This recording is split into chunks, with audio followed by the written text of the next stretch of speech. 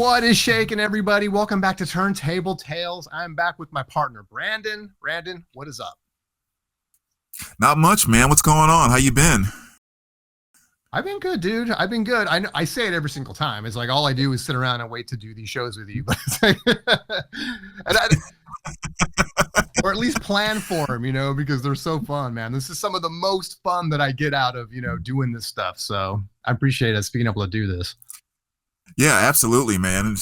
Again, another one that I've been thinking about all freaking week. I mean, I dove through and started pulling stuff out for this like 3-4 days ago. It's just like been stacking up beside my desk.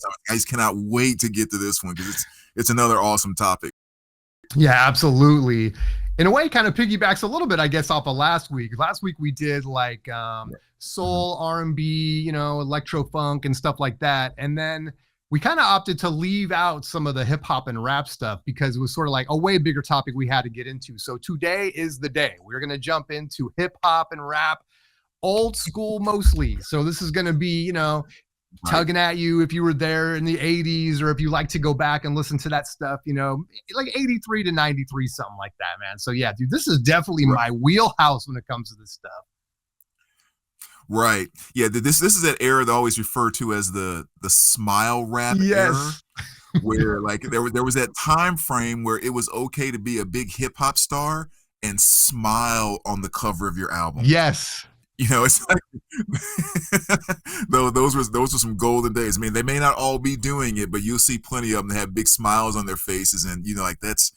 Man, those are the golden days right there. Yeah, exactly. I mean, it came out of that, disco really in terms of like, DJing and stuff like that. And, what do you call it? Like there's a movie out right now, or there's a show that came out. I guess it's been a few years now, but about kind of like the backdrop is Grandmaster Flash. And it's coming up in New York during that era, and how DJs would find that break beat and then put two turntables together with a mixer and just start keeping that beat going. And that's kind of how it all started. And then a guy picked up a mic and started emceeing, and there we go, man. Next thing you know, we got hip hop and stuff. So, but a lot of that stuff sort of seems like it came out of that like 70s stuff, at least the way Grandmaster Flash talks about it. And so yeah, it was a different kind of era. It was a happy, danceable kind of a thing before it started kind of getting, and not taking anything away from where it kind of went when it got more into like NWA and talking more about real stuff and like what was going on. But there's definitely something about that era where it was still kind of innocent, I guess, that was really fun. Yeah. I mean, there really was. I mean, you nailed it when you talked about like the whole like dance disco type of thing, because the point of a lot of that was I want to make the people get up and dance. Yep.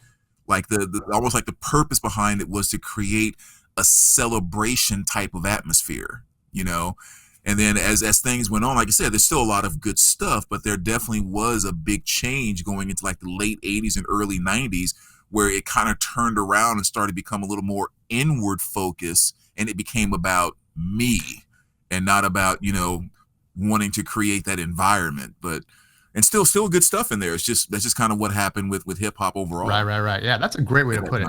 Yep. Absolutely. Mm-hmm. So I kind of picked, and it's interesting as you go in and do this stuff and do a little bit of research on it. And I'm not an academic by any means when it comes to this stuff, but like 1983 was kind of a moment in time where things really started to go in that direction where we kind of got, before that we had Grandmaster Flash's The Message. We had Sugar Hill Gang, Rapper's Delight. We had, stuff that was really kind of more like singles. But in 83, it feels like all of a sudden you look and the list grows and it's a lot of albums. People just like, it's as if they decided like, okay, now there are hip hop artists and we're going to start making records. And it's going to be more than just throwing a one dance single out there or whatever. So that brings me to, and I do want to jump. I want to jump around this. It's funny. So 1983. So first things first. Like I feel like I owe the entire old school hip hop community an apology because I've mentioned this record, dude. If you remember the last time we were on Surface Noise, I showed this record, and I was kind of, I don't want to say writing it off a little bit, but since then I did a little bit of research, or I came across it. This is Warp 9. and it's a beat wave. And I was teasing this cover, and I still tease the cover. I'm not taking that back. Mm-hmm. But and at the time I couldn't remember, and I still can't remember how I even came across this. But so as I'm going along and I'm doing my research, I see Warp 9 pop up under like 83 hip hop, early hip hop. And I'm like, what? So I take this sucker out and I drop the needle on it, and I was like, oh, what am I talking about, dude? This is early dance, electro dance, hip hop. You know, they don't even really call it hip hop, but there is rapping on here. And I was like, wow, so for me, like in my collection, this turns out like this is like my earliest example of hip hop music really on an album. Wow. And I was excited to see that. I was kind of like, okay, because, you know, I looked at the cover. Again, I just can't remember why I bought this. But I mean, I'm glad I did, because it kind of all came full circle for me the other day, and I was able to pop this on the turntable, man. I don't know. Have you heard of Warp 9 or anything? Do you know anything about this record at all? I have never heard of them. Yeah. No clue. They just come up on those early lists and stuff. And there's some, you know, there's a lot of stuff, you know, people that want to know a little bit more about the beat wave. It's a beat wave, and Warp 9 can look it up on Wikipedia and stuff. And that's not really the purpose of these streams, you know, really just to kind of get into it. But I will say this is that after growing up with the early days of hip hop and stuff like that, and being really into a lot of the records I'm going to show today, it was really satisfying finding something that was from that era that I had never heard of, and that it even predated most of that stuff. So Warp 9, it's a beat wave. Wow. Check it out. It's danceable. The music is very cool. And it's just the early stuff, man. And yeah, they eventually got away from doing these kind of album covers. It's the only hip hop album you'll see with a cover like this. But it's cool, man. It's cool just to kind of visit this and go back to 1983 and see kind of what was happening. Yeah. Yeah, those early days are awesome, man. That's an interesting pick for sure. I've never heard that album before. Check it out. All right. So let me jump into one here. And I feel like this is one that I have to show just because I really do consider this my intro to hip hop. I mean, like most of us heard Rapper's Delight. I mean, that came out, that was kind of really the first, you know, kind of rap song and blah, blah, blah. And it was awesome. We all loved it. But I really feel like the first time that the thing that made hip hop special that grabbed me was, I'm over at my cousin Theron's house. I'm in like 4th grade now, somewhere around there. He invites me over for dinner. We eat dinner. His mom just bought a couple new records. Let's go listen to it. This is one of the records that she bought. He put it on, and it was just one of those every little brain cell I had was blown. And we listened to this album, or this particular song, I should say, 5 times in a row. And it was Planet Rock by Afrika and Soul Sonic Force. Yes. I just was not ready for that. I'm like, and I'll never forget, like, every time we played that song, after the first 2 times I heard it, I was standing behind his couch, and I just kept acting like I was on a synthesizer and keyboard, and I just could not get enough. Dude, play it one more time. Play it one more time. And to this day, the song still affects me that way. It's just all of those elements, I think, that's so pure about hip hop. It's the whole, you know, you can hear the New York thing, you can hear the dance thing, you can hear the electronic thing. Even when you get down to it, the actual bass line was taken from oh gosh, drawing a total brain fart. It'll come back to me in a second. But yeah, I mean, it's just the absolute perfect song, in my opinion. Welcome to the hip hop. Here it comes. It's like so far ahead of its time. So amazing, amazing song there. You talking about Kraftwerk? Holy cow. Kraftwerk, yes. Jeez. Kraftwerk. There we go. Man, we got not Alzheimer's setting in or something. Oh, dude, trust me. I ask myself that question like daily. Jeez, yeah, Kraftwerk. The and I think as Azurbug or something like that was a song it's sampled from, but it's a direct sample from them. And so, like, in my mind, like, Kraftwerk really are some of the pioneers of hip hop. I mean, they play a significant role in it with all the stuff that Bambaataa and those guys were sampling from them. Yep. Yeah, it's a trip to go back, and I like kind of going backwards when you discover that. It's like you hear, you grow up hearing the song that sampled the song, and then later you discover the song that was sampled, and it's like, oh, it's so cool to be able to hear that in there, Right. Yeah, so that's definitely my number one. And of course, like on this album too, you also have stuff like Looking for the Perfect Beat, which again, anyone who's ever spun on a cardboard box knows that song inside and out. Frantic Situation, that was in Beat Street when they were performing it at the Roxy, and Bambaataa and the Soulphonic Force was performing that in that movie. And again, it's just one of those just killer tracks. That's such a great album there. Dude, that is a big pick. I don't have that, and that's going to the top of my list right now, man. I gotta get that one. So what do you got next? All right, next one for me is going to be, so this now gets into really just like what you just said. This is going to be some of the early stuff, maybe the first hip hop thing I ever bought, the cassette tape of this album right here, and this is Whodini's Escape. And man, dude, I mean, this is, Freaks Come Out at Night, 5 Minutes of Funk, Friends. I mean, it was like just in the rotation. Yes, there it is, baby. Right on deck, man. This was just locked into the rotation, dude. And it was like, God, I don't know how I'd really discovered this stuff. I had to be like 12 or 13, but however I got hip to it, man, it was like, I just loved it. I didn't know what it was called. It didn't matter. Like, I just loved this album, and it's still cool to this day. It's fun to have it now. And like, I think I mentioned to you and probably on other streams and stuff, like how I'm just now really getting to curating a hip hop. Well, a lot of the stuff that came out, hip hop and soul and R&B and everything we've been talking about, electro funk, on vinyl, because I either grew up with that stuff on the radio or on cassette. And so now I'm going through this whole like renaissance of like rediscovering all this stuff, because I'm like, I need this on wax now, and so it's cool now to have this on a big old record, as opposed to a tiny little tape, cassette tape. So anyway, I mean, it's classic. Most people are going to know 5 Minutes of Funk, Friends, and all that stuff. But yeah, this is just so damn good. Dude, I could not agree more. That's one of my top 5 hip hop albums of all time. It's still one of the ones I listen to most of this day.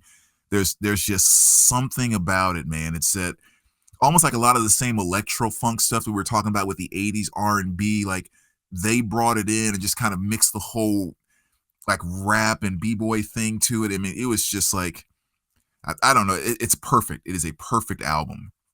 Freaks Come Out at Night and We Are Whodini. Oh, yes. I should have known we would both have that one, because that's a killer. What you got now? All right. Well, I think that I have a feeling I'm going to steal this one from you too. You can tell me if I'm right or I'm wrong. 1985. Ooh. There it is. I'm sure you guys. I knew it. There was no way. Great minds think alike. Oh, man. Again, like, we can keep saying this probably over and over now, but another one where if you ever spun on your back on a piece of cardboard, this album inside and out. And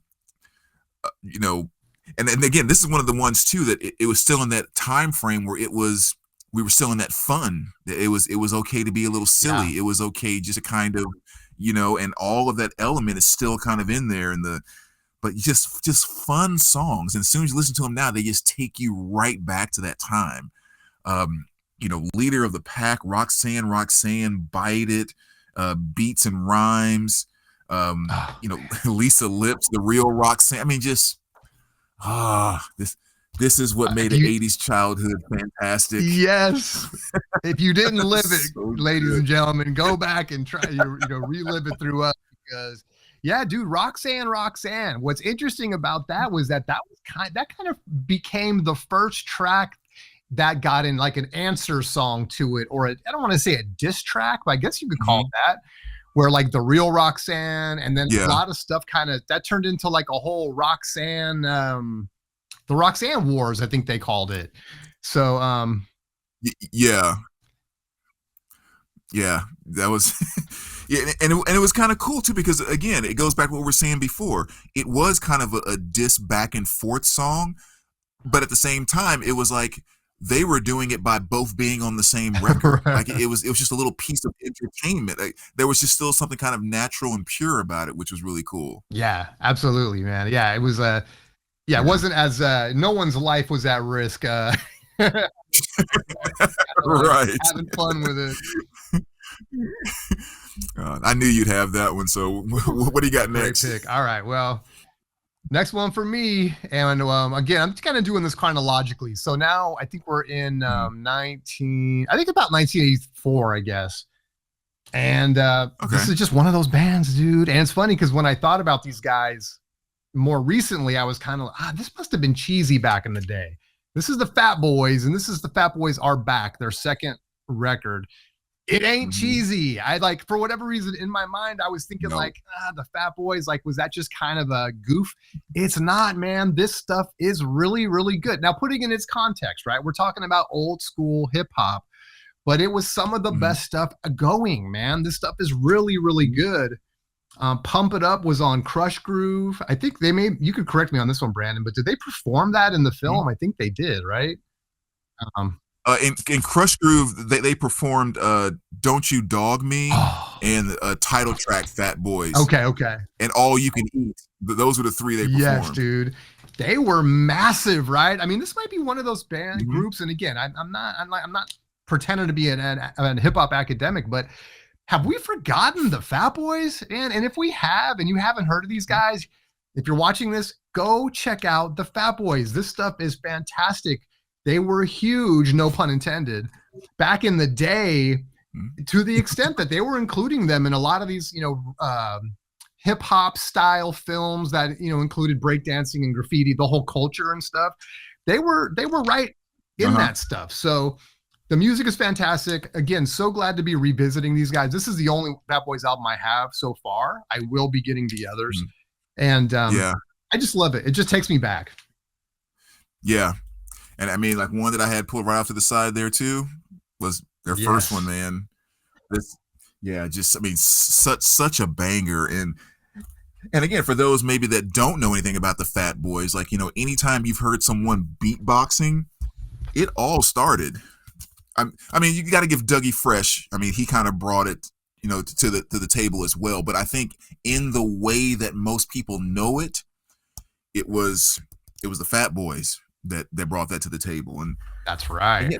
Same thing we were saying before. It's just there's just some great dance grooves to it. It's a fun thing. They weren't taking themselves too seriously, but yet making great hip hop songs. Awesome band, or awesome group, I should say. Well, I was just gonna say something about that time when like hip hop was still really in its adolescent stage, left so much room for creativity. And you got stuff like Whodini that was putting together these fantastic musical tracks, each one unique. Friends is so much different than 5 Minutes of Funk, and like the Fat Boy stuff was so different and everything. And UTFO was so different. It was just really cool and an interesting time where people were really kind of still figuring out what hip hop was going to be. And so much kind of diversity came out of that. That was so cool. Yeah, because it still was so free. Like no one had been locked into this is what's cool. This is not what's cool. This is how you have to look. This is what you have to rap about.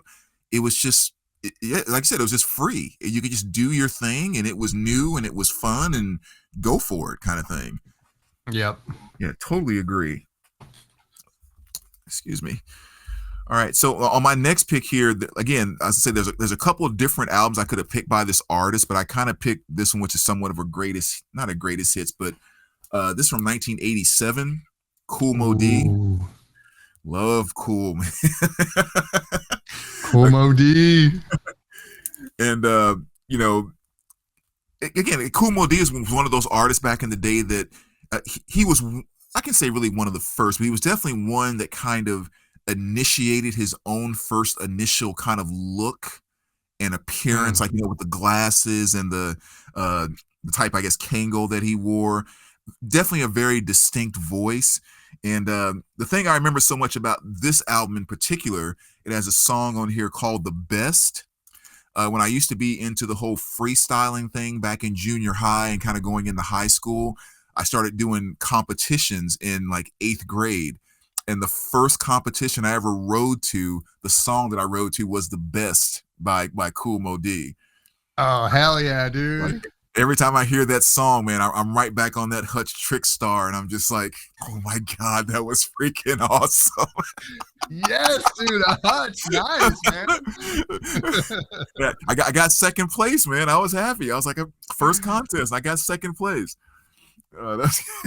That's awesome, dude.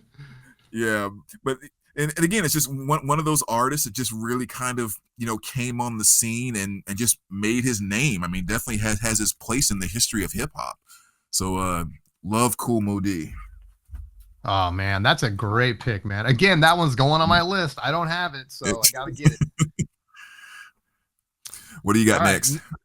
Next one up for me is going to be a band or a group that everyone will know. And this was a massive record. And this is another one where I'm running around in junior high school, just, you know, rapping, you know, singing this stuff constantly. And this one is Run DMC, King of Rock. Oh, heck yeah. And yeah, man, this is just fire, dude. I mean, rock the house, King of Rock. You talk too much. You never shut up. You know, it's just wall to wall fire on here, man. And I think, I don't know, is this like, I think this is like their second album, if I'm not mistaken. Yeah. Second or third, but it's just, it's, you know, you get to hear this early stuff by Run DMC, man. And again, they were just massive at this time, man. They probably, I mean, it had to be what, top 2 or 3 rap groups in the mid 80s. And just a phenomenal record. I don't even know what to say about it. A lot of people have heard Run DMC. It's really fun to hear this early stuff, though. In fact, I picked 2 because the other one is so good. I had to pick it too. But yeah, it's just a fantastic, you know, in a lot of ways, you know, people that are more familiar with, like, say, the Beastie Boys, I mean, you're going to hear so many that the lineage is like this. I mean, in terms of their style of rapping and stuff, and the way they finish the end of a verse with, like, you know, everybody coming in on it and stuff, you know. Yeah. Just phenomenal record. So yeah, I mean, there's some great stuff on here. Just a fantastic record. So yeah, again, I don't really know what all to say about it, but it's like Run DMC, King of Rock, man. Just a fire album. Yeah, I mean, again, just like probably one of the absolute biggest pioneers right there, those early days of hip hop. And the 2 things I always kind of remember them most for is when it comes to, like I was saying about Kool Moe Dee a little bit a minute ago, his glasses and so forth. The first true top to bottom outfits came with Run DMC, with the Adidas jumpsuits, the Adidas shoes, and the, you know, the hats and the chains. Like, that was them. They started that whole thing. As far as like from a popular perspective within hip hop. And then I think also, it's probably safe to say they were one of the first ones that were open to putting electric guitars and guitar riffs into rap music. Yeah, I definitely think they were the first ones to do that as well. Yep. Like Well, and too, I could be wrong on this, but it feels like they were really the first band to come along and kind of the first serious hip hop band group, maybe. I'm not sure. Again, I'm making the statement. I'm not saying it has to be true because, again, I'm not an academic, but my memories, in the way I look at them kind of in their place, it's like Run DMC came along and it was like, boom, suddenly we have a group that's like, these guys represent hip hop now in a serious way. Right. And on top of that, you know, when they did the whole crossover thing by going with Aerosmith with Walk This Way, then they became the first hip hop group to kind of bring hip hop to. we might as well go there. Yeah, real quick. You're right. And I'm sorry I hope I didn't jump on you with this one. Maybe you're going to show this one as well, but no. Yeah, I mean, Raising Hell, this one came out the next year. This was their next album. This was the first hip hop album nominated for a Grammy. Mhm. And that's what I mean. It's just that they really hit the scene in a way that like got everyone's attention now. It just felt like hip hop was like, I don't want to say it was mainstream, but I mean, to get nominated for a Grammy, it was like suddenly they're getting real attention. Yeah. And this is the one with Aerosmith, Walk This Way, right? Where they did the crossover thing and everything. And it was just like you said, like, yeah, they were really smart in a lot of ways. Like not only, and I guess part of that too is taking that thing where they seemed like they took hip hop really seriously. Also from like a business standpoint too, right? Of kind of like being able to kind of do these crossover songs and everything was really, really cool. So. Yeah, and that was big. That just threw them up to a whole new level and just kind of showed people that, you know, hip hop just wasn't a little passing phase type of thing. When you start seeing it on MTV and all of that, it's like all of a sudden it's kind of real. Yep, exactly. That's awesome. All right, so my pick. All right, so now we're going to 1987, and this is definitely probably one of the albums that I spun the most back then, maybe even to this day for sure. But LL Cool J, Bad, just another fantastic beast of an album. And even though Run DMC kind of had a power delivery, this is what I would kind of claim as being the first power rap album that I'd ever heard. You know, one where it just kind of wasn't necessarily about the get up and dance type of thing, which, I mean, there's still some elements of that with LL Cool J, but this was kind of more like a prize fighter training. Like that was the energy and the vibe that he gave to the way he delivered every verse, every word. Like if you go back and watch the video to I'm Bad, I mean, the way that he's popping and locking in that video, it's just intense energy. And just, I mean, a fantastic album from start to finish. But yeah, I can remember having this one in my Walkman, and it was one that just never ever left. And and I don't know, correct me if I'm wrong, I Need Love, do you remember kind of a rap ballad prior to I Need Love? That's a good call. I was trying to think of one the other day and I couldn't. Yeah, that's a good call, dude. I can't think of one offhand. Yeah, so I mean, I'm sure there probably is, but that's the first one I can remember where a rapper tried to show his little soft side, you know, kind of thing. And to some degree that was somewhat groundbreaking. That's true. That's a very interesting point, dude. And I'm so glad you brought up LL too, because it's almost as if Run DMC and LL were kind of like, there was a small period in time where they were the guys, right? I mean, it was kind of like, you know, and LL doing it on his own while Run DMC, you know, had their thing going. But yeah, man, the way I remember it was that they were just like, they were just the big rap groups that were just, I don't know. They were just the two biggest rap groups at that time, man, doing like really defining hip hop. Yeah, I think that they were the two that I remember that were big, that took on the persona of kind of what hip hop was going to become. You know, because even if you look back in movies like Crush Groove, which again was kind of a perfect example because you had all of the stars in there with Curtis Blow, Run DMC, Dr. Jekyll, Mrs. Hyde, Sheila E., LL Cool J, like on and on and on. But LL and Run DMC were the only two that were really kind of doing that up in your face power type of thing, like the attitude thing.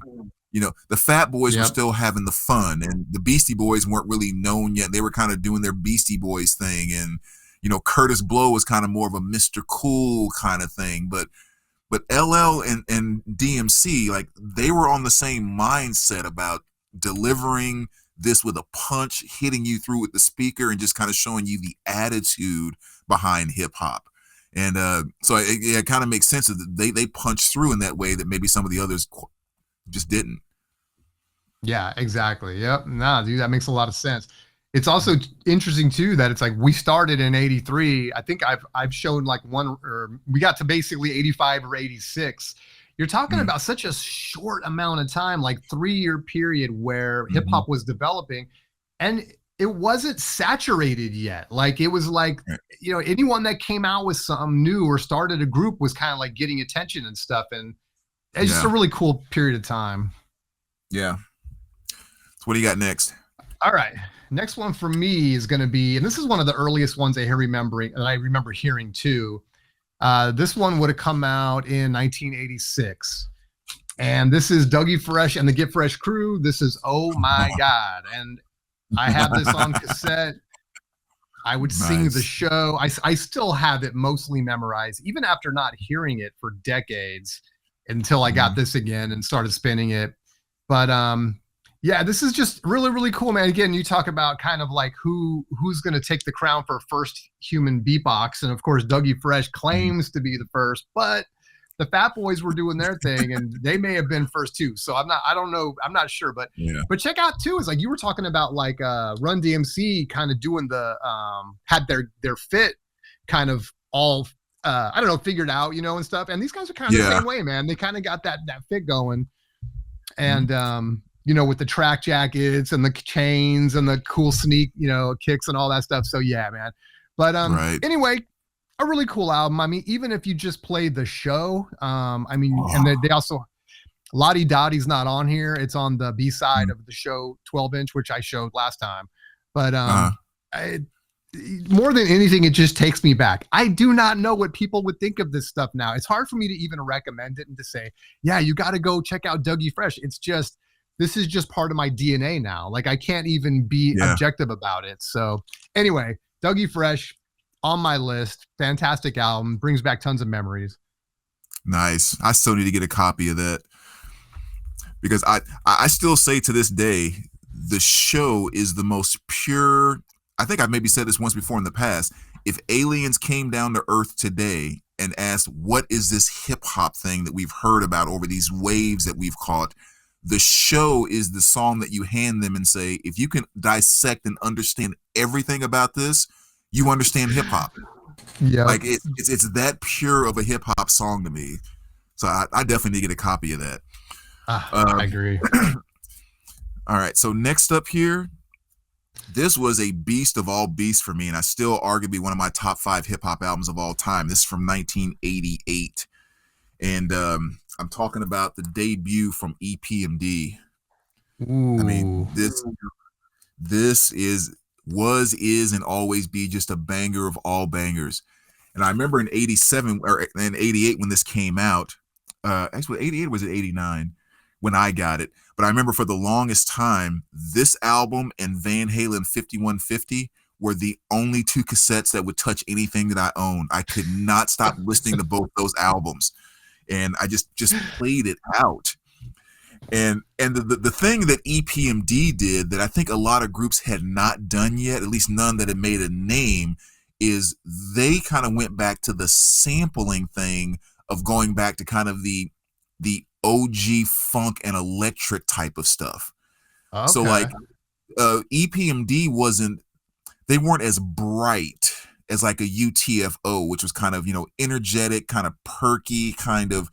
EPMD was more like, for lack of better terms, down tune, kind of electric, groovy, funky, and just had kind of a Roger and Zapp kind of feel to them. Matter of fact, they sampled a number of things from Roger and Zapp off of here, including you know, the song You Gots to Chill, which was sampled, you know, right from Roger and Zapp's More Bounce to the Ounce.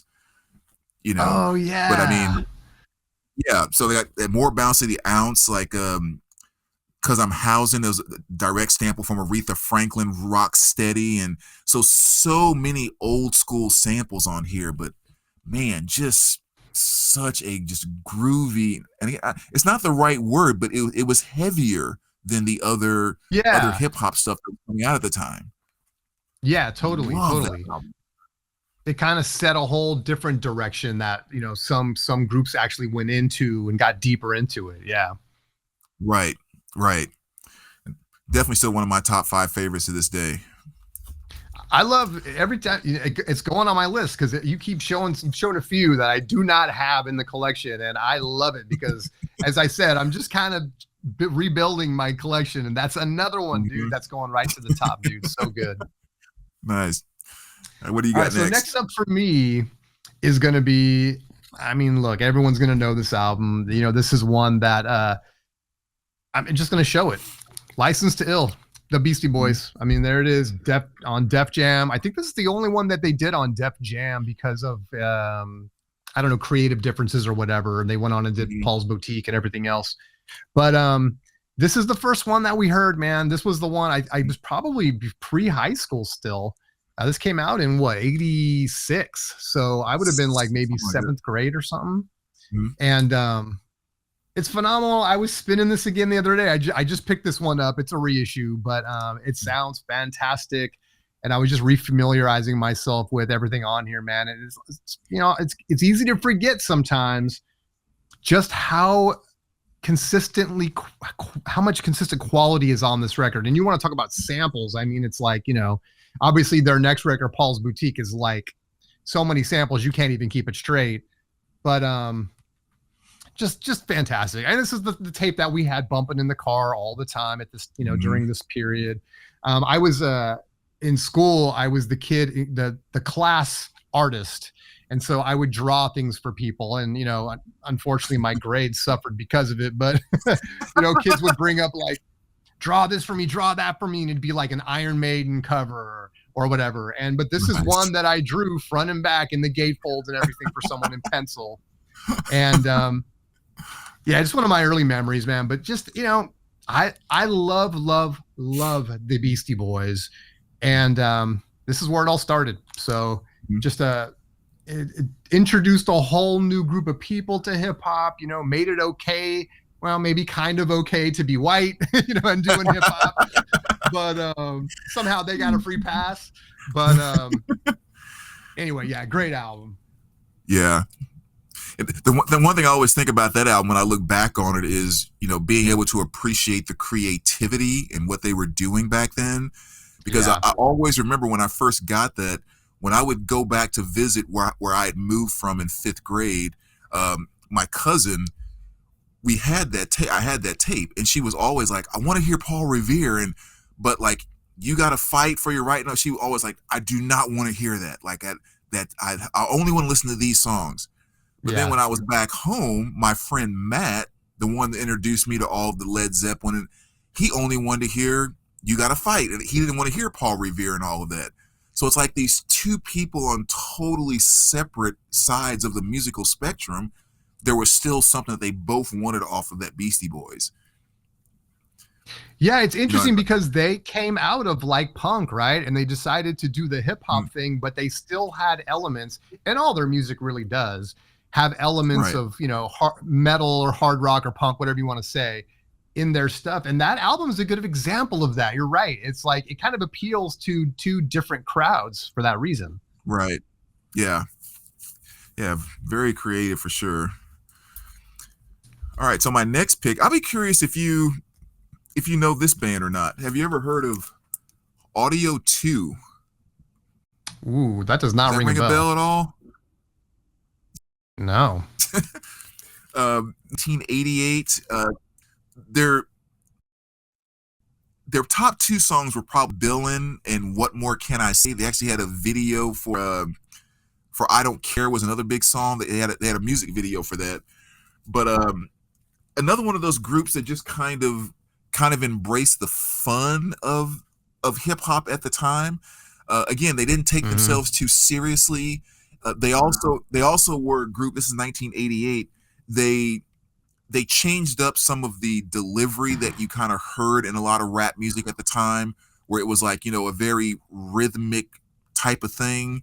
But like with the way that they did it, sometimes their verses ended in mid-sentence and the sentence continued into the next verse kind of thing. So it wasn't just like as da da da da da da da da da da da da da da. You know, it wasn't that simple.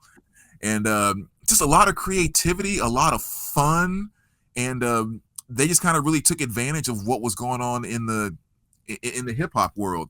Like I remember there's a line in one of the songs, I think it was in I Don't Care, where he says like he's saying other stuff and he says, I drugs, but I like to drink. milk. It helps me grow and think. You know, like stuff like that, where, you know, he could be getting ready to say something kind of crazy, but it's like, I'm talking about drinking milk, you know, talking about having speakers the size of your girl, booming and rooming, shaking the world. I mean, just fun lyrics. And sometimes it made sense, sometimes it didn't. But they were just like, this hip hop thing is fun. Let's just do it. And yeah, so definitely one to check out, man. Again, one that I listened to so much back and stands still to this day. Such a fun album. Oh yeah, I'm definitely gonna check that out. That sounds so cool, man. Audio 2. All right. Yes. Okay. Well, now I feel like now I'm kind of going into a little different era. I jump ahead a few years now. We're going to be at the very tail end of the 80s, 1989, when this next record came out. And if I'm being honest, this is not one that I really picked up on at the time. This is one that's been a little bit more recent. But this is going to be De La Soul's 3 Feet High and Rising right there, which is classic. Definitely. This is a big record. I mean, it's a double LP. There's a lot of content on here. And I don't want to say it's a concept record, but there's a lot of like storyline kind of going throughout and stuff like that. It kicks off with kind of like an introduction that's not musical or whatever you want to say. So it kind of, you know, it's got kind of a, feels a little bit like a concept album maybe. But this is just fun, man. This is cool. This is almost reminds me, I don't want to like sneak ahead a little bit, but there's another band a group that I'm going to talk about that kind of reminds me of this. They're kind of, I don't want to say they're sort of from the same mold, but in very different ways. Like they kind of chose a different way, kinds of samples from the next group I'm going to show. And I don't know, is it more rock? I'm still trying to figure out really how to define De La Soul, if I'm being honest. It's fun during a time when like gangsta rap was really prevalent, and you know, you had NWA and a lot of people kind of getting in on that. You really had then kind of like people like De La Soul and maybe some people I haven't picked, like, you know, DJ Jazzy Jeff and the Fresh Prince and like Kid and Play and stuff like that. Were just like, De La Soul's not quite that on that side of it. Musically, it seems to me like it was a little more sophisticated. But at the same time, like it wasn't about, you know, what a lot of rap was going to at that time. But anyway, great album, De La Soul, 3 Feet High and Rising. A very difficult one to even hear for a very long time because of disputes on sampling and stuff like that. This didn't even make it onto streaming services until 2023. So it was a long time where it was difficult to even hear this. So anyway, great album. I'm glad I got it. I'm still learning about it, but it's just a really fun album. Yeah, that's a classic. That's a great pick. I always remember that video, Me, Myself, and I. Like, it just always stands out in my mind so much because I watched it a gazillion times.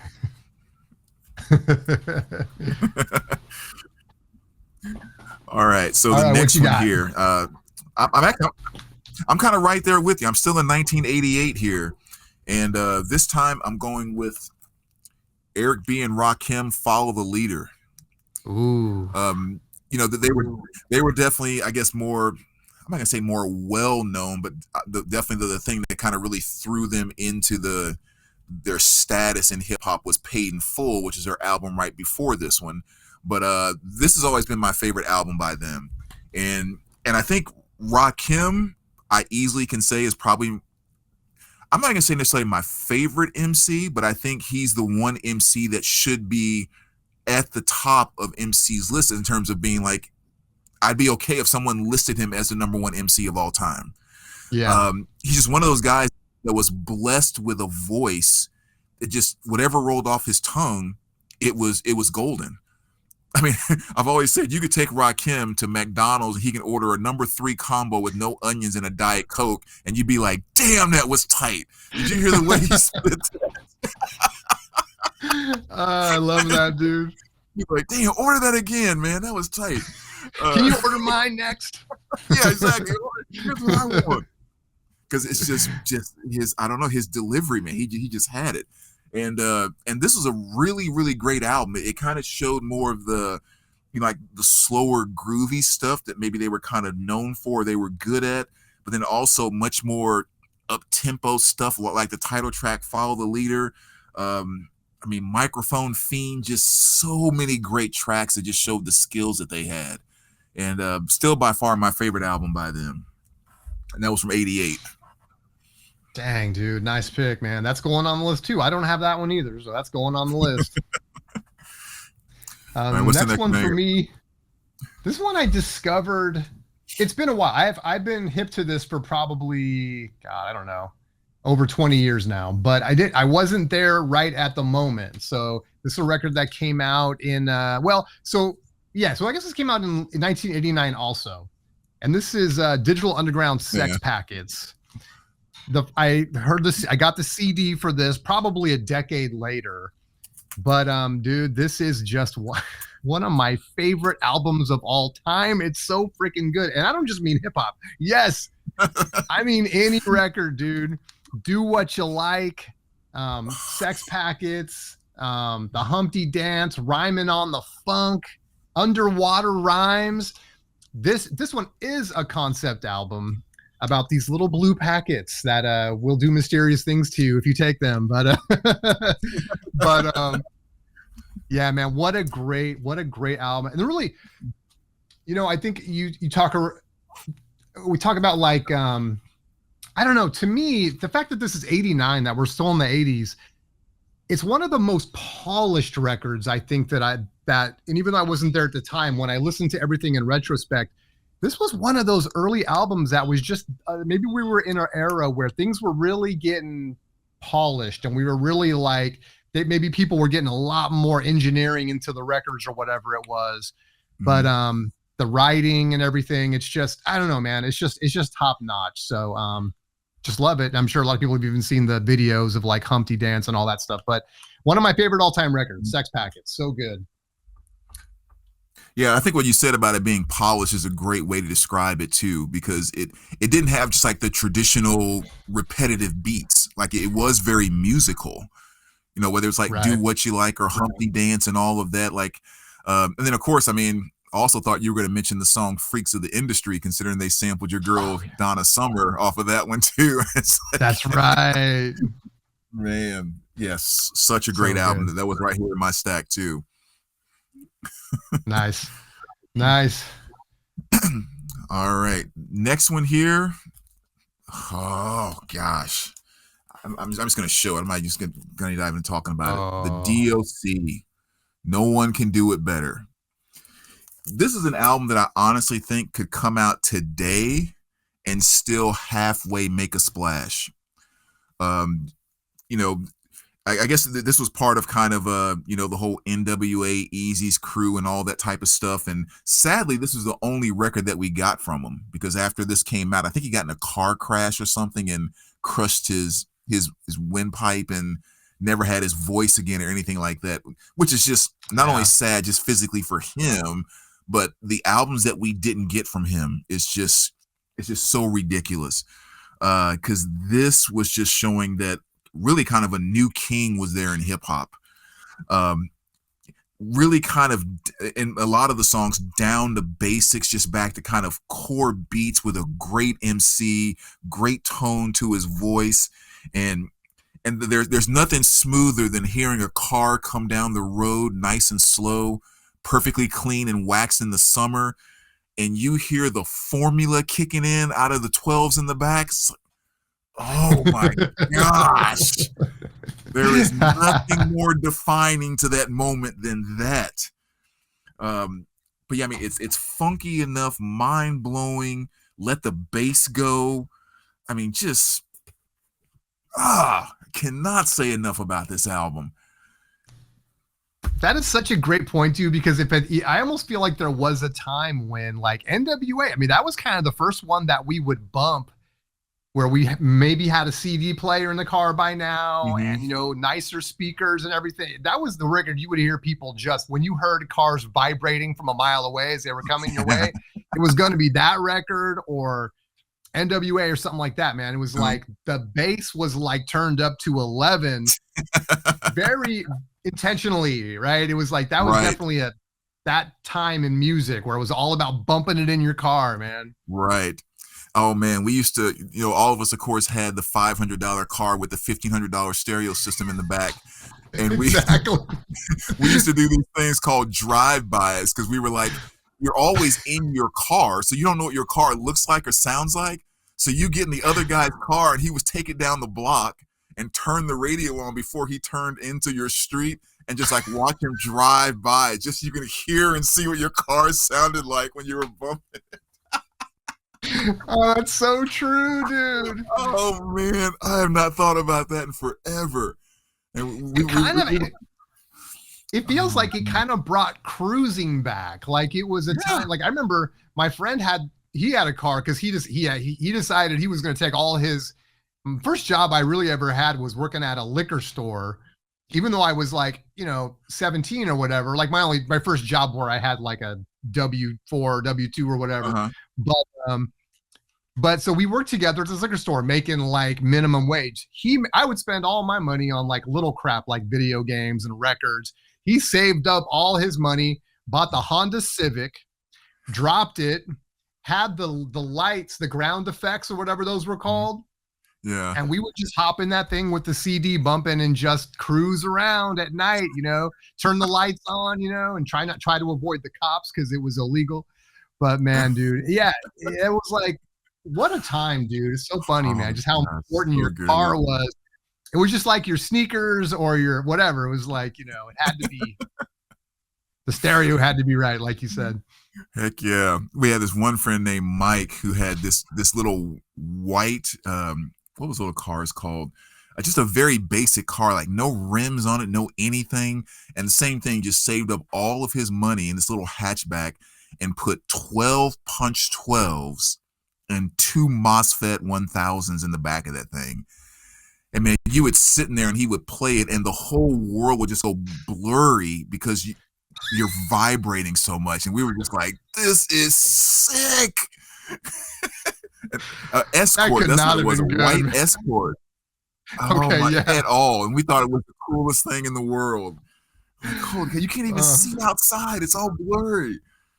Your body's getting all itchy because everything's like vibrating and you're like, ah. That's awesome, dude. Oh man. Good times. Woo. Yeah, so the next one here, we're going into 1990. And yeah, like you were saying a minute ago, I mean, that was kind of a unique time. I'd say like 88, 89, going right into the 90s. Because I think for me, that's the time when hip hop kind of did its tree, where it started to kind of sprout its different branches. Where before it was kind of straightforward. Here's the rapper, here's the beat. But now all of a sudden, when NWA came out, now there was the gangster rap, but a route. But then there was also kind of this, kind of like a De La Soul, or kind of like a creative fun branch. There was this kind of back to Afrika, back to knowledge branch. And there was the Public Enemy kind of It's like all these, like rap really started to take on its own life, or its own little family tree, if you will.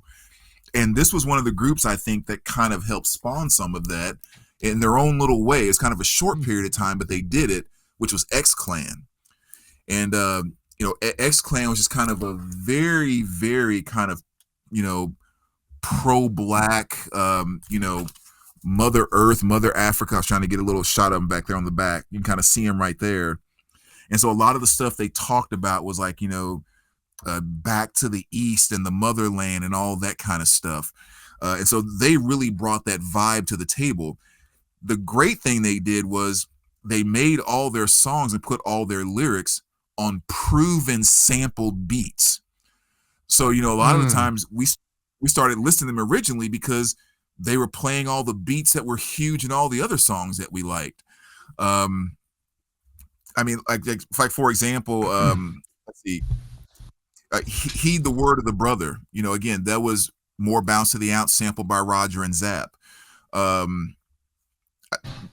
microphone thing that I just showed by Eric B. and Rakim. Well, they sampled that on one of their songs here too. So that's basically all they did, was took the hot beats at the time and put those lyrics on top of it. And it paid off because this album was huge. But yeah, that was kind of 1990, and they definitely did a good job of going off that particular branch. Like I said, the name of the album is To the East Blackwards is the name of the album. So good stuff. That's it. It's interesting that you mentioned that, and maybe you know this. I'm not qualified to speak on it very much because I have a very there's an area within the hip hop world where I just wasn't around. I was doing other things. So, but when you start, I was thinking about this recently. When you start looking at like Biggie versus like Tupac, is like those samples. I mean, look at like Biggie's biggest tunes, like with the Juicy Fruit sample. There's another one that I can't think of. But it's like, yeah, man, just like, would those tunes be as great as they were if they weren't sampling from just these like fire samples? You know what I mean? And just like what you said, I just feel like Biggie was another one that just jumped on that. And maybe Tupac too, if I'm not mistaken. I'm not qualified to really speak too much on it, but.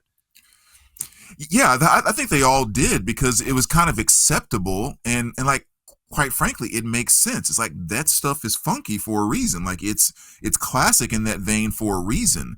And so that was one of the things I think that made hip hop kind of special is that I don't know, I guess for lack of better terms, there wasn't a ton of, let's just say, dead space from the standpoint that people were going back to the old stuff that had been proven to be fantastic and was just kind of bringing it back to the table in a way that youth were willing to kind of take on at the time. You know, maybe they weren't willing to go back and dive into the Stax Records catalog or a Motown catalog, but they'll listen to, you know, Spice One or Ice Cube or someone bring that same catalog to the table, more or less with, you know, with the music. So yeah, that makes a lot of sense. Yep. All right. Well, my next one, again, this is going to be one that I hate to say it. It's similar to like De La Soul. There's not a lot I can say about it, but it's on the list because it's one that I've kind of just rediscovered recently, which is an essential album when you start talking about this stuff. And it's Enter the Wu-Tang, 36 Chambers. This is not one where if you look like me, you can be singing out loud. I mean, it's like, but this is a great album, and you have to love it for the hip hop and everything like that. And lyrically, it's fantastic and everything. It's just, you know, but it's fantastic. And I'm so happy that I kind of discovered this more. It's funny, like, you know, you start talking about, why am I blanking on it? Is it Redman? Not Redman. Who's the Redman? Redman's in. Yeah, Redman and the other RZA, right? Yeah. Just to show you, like, but I'm way more familiar with them as personalities than I was of their music.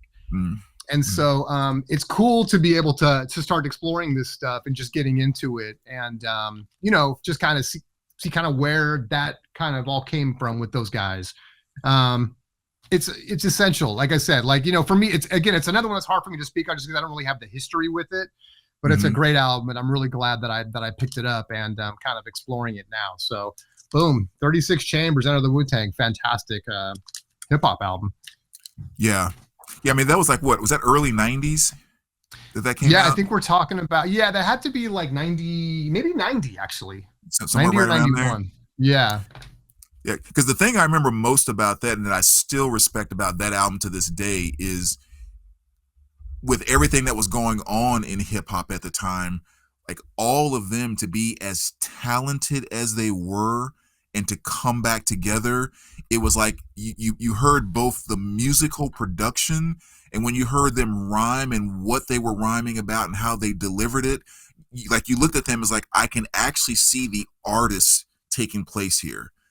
Like you can't just come along talking about rims and money and whatever and shooting somebody and produce what these guys are producing here. They have a true skill in generating this music that they're putting up. And there's something magic about the Wu-Tang Clan, and those guys were freaking talented. Yep. So that's a talented. great way to put it. Absolutely. Yeah. I actually saw them in concert one time, and it was I mean, it was amazing. It was absolutely wow, that's amazing. Cool. Yeah.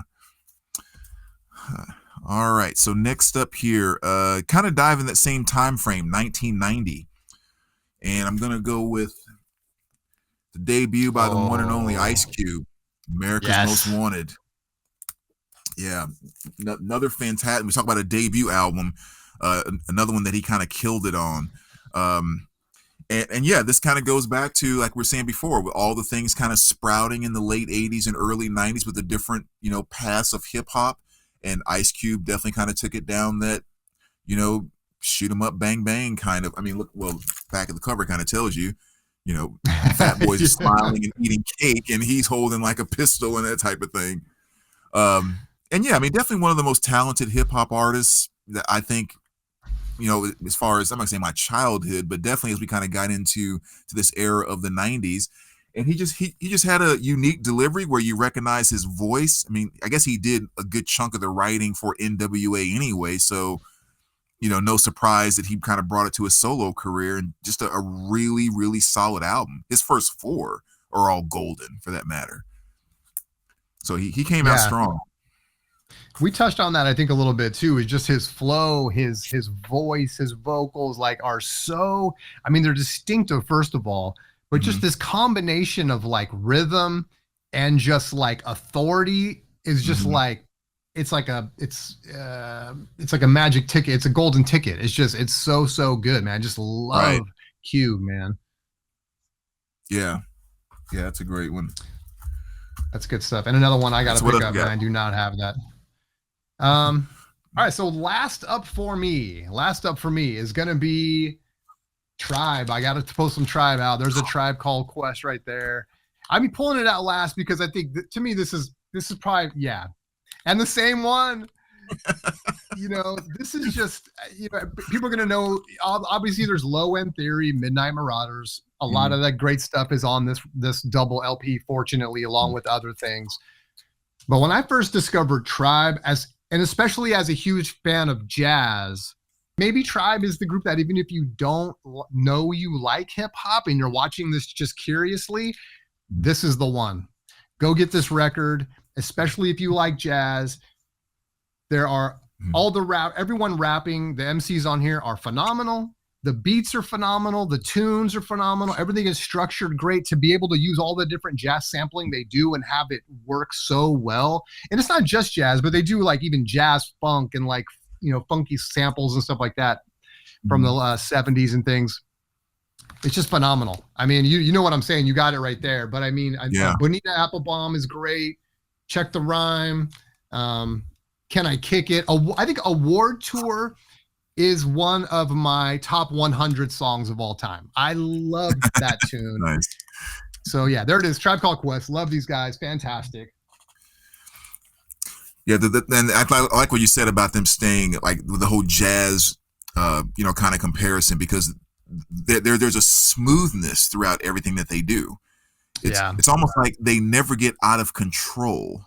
They're just kind of like almost like they're in a jazz bar. Just kind of, that's a great way. That's a great word to use, I should say.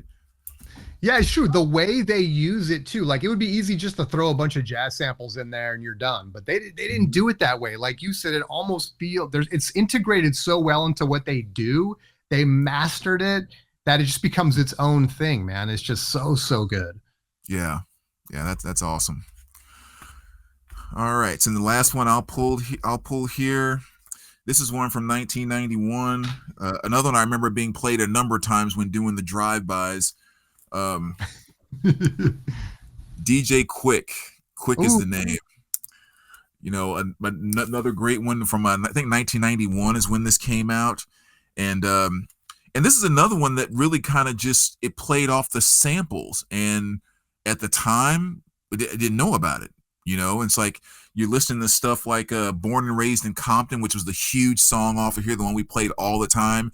And it wouldn't be until years and years later that I'm like, oh, that's Isaac Hayes' Hot Buttered Soul. Like I had no idea that's where that came from, that type of thing.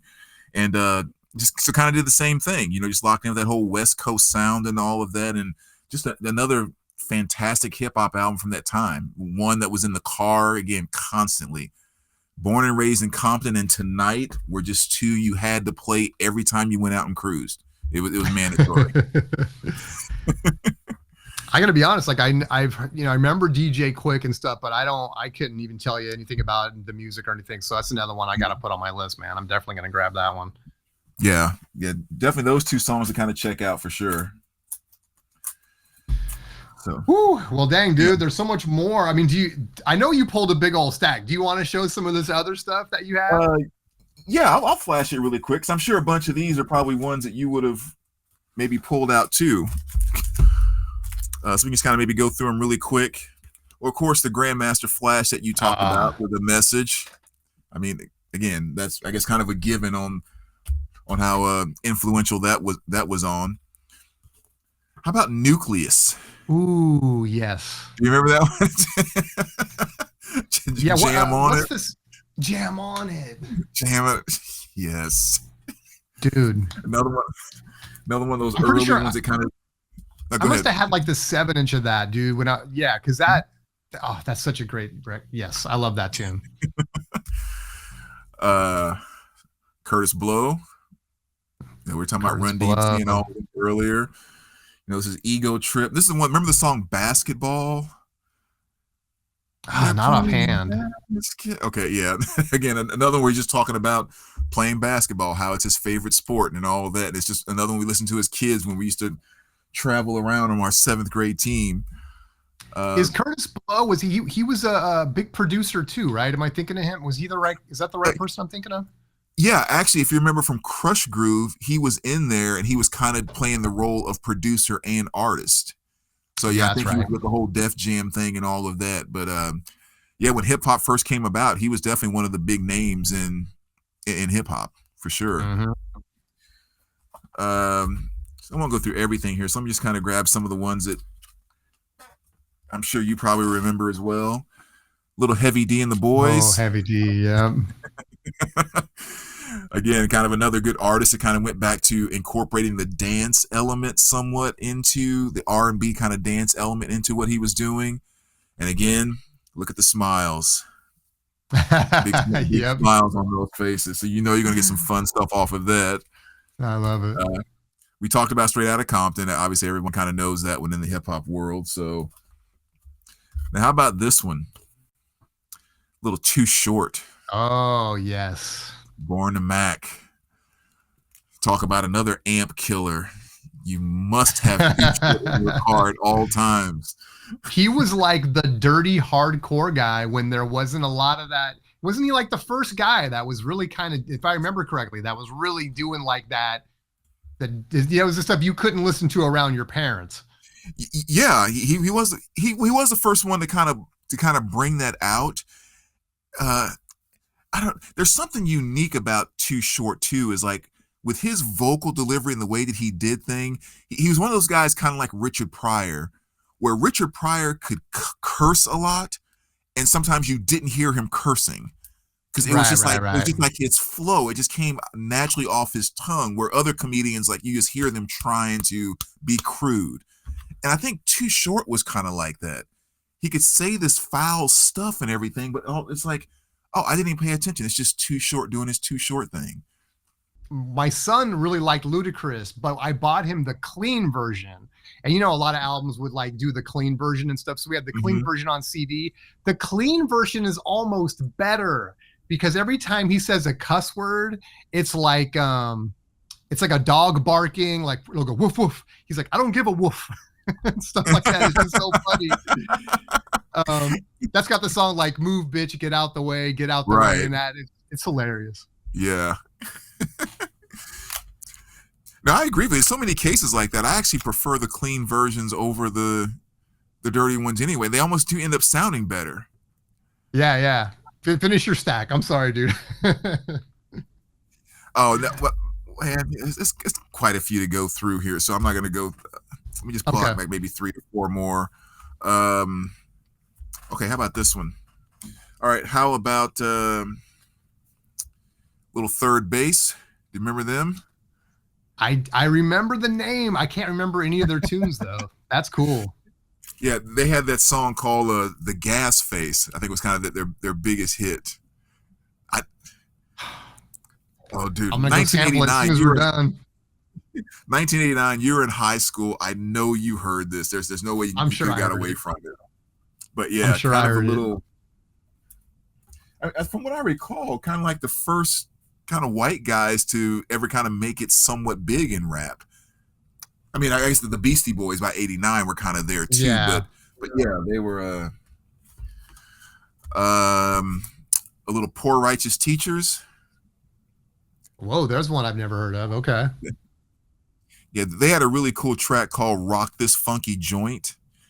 And for someone who's a Tribe fan, I think you would definitely appreciate it because it's kind of that intellectual rap over jazzy type of beats and that type of thing. So I'm sure this is one that you'll definitely appreciate a lot. Well, that's kind of why I want to see the rest of your stack, because you're like turning me on to so much great stuff. I want to see what you have. All right. How about a little Special Ed? Do you remember him at all? I think kind of a New York rapper. He had that song, I Got It Made. Definitely kind of a popular. I probably have to hear it. Yeah. I was gonna say, I think in the song, what's that song? Not New York State of Mind or whatever it is by Jay-Z. New York State of Mind. That's Billy Joel. But he actually mentioned Special Ed in that song because he kind of talking about New York, because somewhat of a well-known rapper there. Salt and Pepper, of course. Yes. Everybody remember the gals. Little Kid and Play. Yes. It's exactly what my hair looked like up to my freshman year in college. Dude, I had like 5 inches up there. That's so cool, dude. Little Sir Mix-a-Lot, Swass. Oh, dude, Sir Mix-a-Lot. That's crazy. Yeah, My Posse's on Broadway and all that great stuff. Yeah. And also, the track they did, Iron Man, with a like the cover of or they used the bass line from Iron Man by Paranoid. Oh, wow. Iron Man by Paranoid. Iron Man by Black Sabbath. Right. Gotcha. Yeah, and actually, the band Metal Church were the ones that played on that. So I mean, that's 1988. Really? So they were getting kind of creative in that at an early stage as well. Big Daddy Kane, Long Live the Kane. Another great one. Kind of getting into that 90s hip hop here. The Black Sheep. This is from 91. The Choice Is Yours. Does that ring a bell? No. Not really. You can get with this, or you can get with that. It's another great one. Oh yeah. Okay. Of course, Arrested Development. When you say that, I think I have heard that. Yeah. Oh, you remember that you can get with this, or you can get with that. You can get with this, or you can get with. I remember that. Yeah. That. Yeah, that's Black Sheep.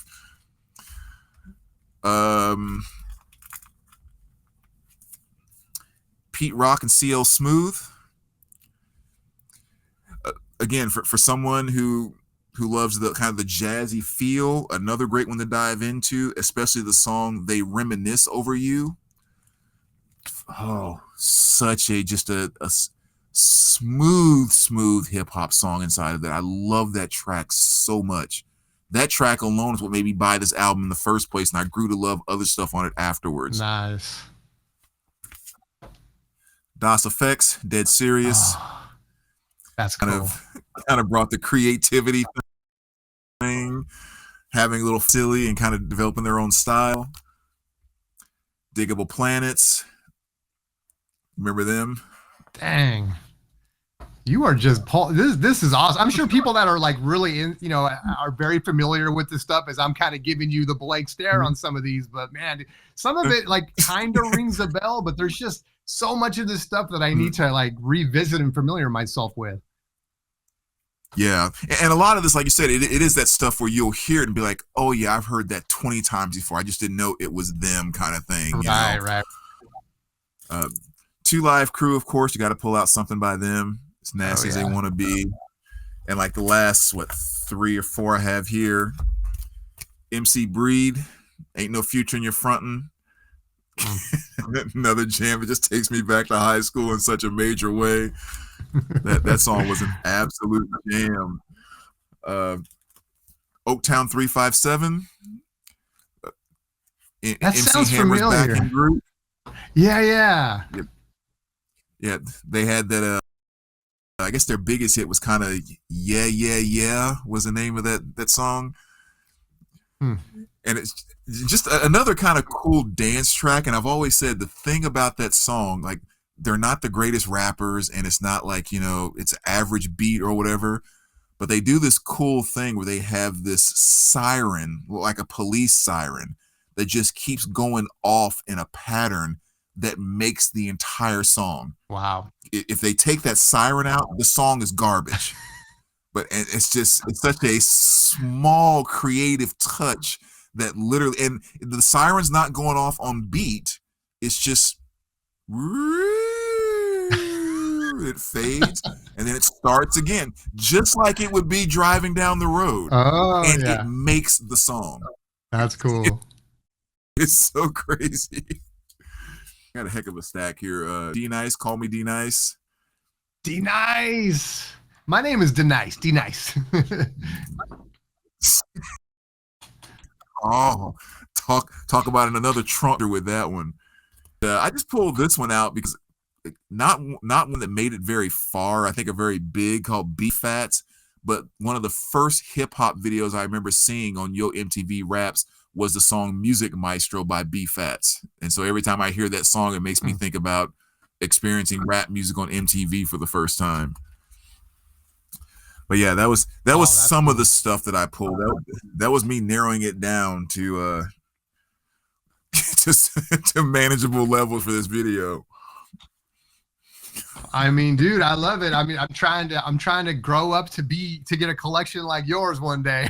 So it's like I love doing this because it's like you always pull out stuff. Sometimes it'll be stuff I've never even heard of, and I'll be like, oh, I gotta check that out. Other times it'll be stuff that I know it. I just haven't added it yet. And sometimes it's like you just kind of open up these memories, which I love about doing these videos, man, because it's like, you just remind me about people like D-Nice and all that stuff. So that's cool, man. Yeah.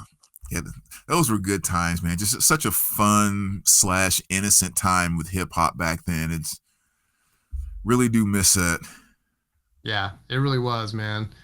Yeah, maybe one day those days will come back. Who knows? But the funny thing is too, like a lot of the stuff we were talking about, the later stuff, as especially on vinyl, as like vinyl started to really kind of was competing with CDs and stuff like that, it's tough to get. But we talked about this on the last video where a lot of this early stuff we're talking about isn't that hard to get, and it's not that expensive. It's kind of crazy that you can get LL Cool J and Run DMC and and stuff like that for relatively affordable prices. So that's kind of cool stuff. Yeah. It's just always kind of a matter of kind of stumbling across it, though. It does seem like some of the stuff that, well, I guess like everything else, especially with those good albums, DJs got their hands on them and DJ them to death in a lot of cases too. So sometimes that makes them a little harder to come across. But usually from a price perspective, for the most part, you can get a lot of that stuff just not at a ridiculous price at all. Yeah, which is nice in 2025 now when like stuff is so damn expensive. So, ooh, dang, dude, another great one. Thanks for doing this, man. This one was so much fun. Yeah. This is another good deep dive to go back in because there's so many of these. I keep thinking like I'm not putting this away till I spin it again. So. I know that's the great thing. That's the cool thing about this is that you're gonna do this video and that's kind of like, all right, this is a good opportunity to like pull some stuff out and then spin it so it's fresh in my mind. So yeah, super fun. Yeah. Awesome. Yeah, another great one, man. All right, man. Well, we'll do it again in a couple weeks. I appreciate you as always. Everyone, thanks for watching. Let us know what your hip hop picks are. What did we miss? What are you vibing with on the stuff that we showed? But we also want to know your picks so that you can school us and we can go out and buy more records. Definitely. All right, guys. Well, thanks so much. We will see you next time. All right. Appreciate you.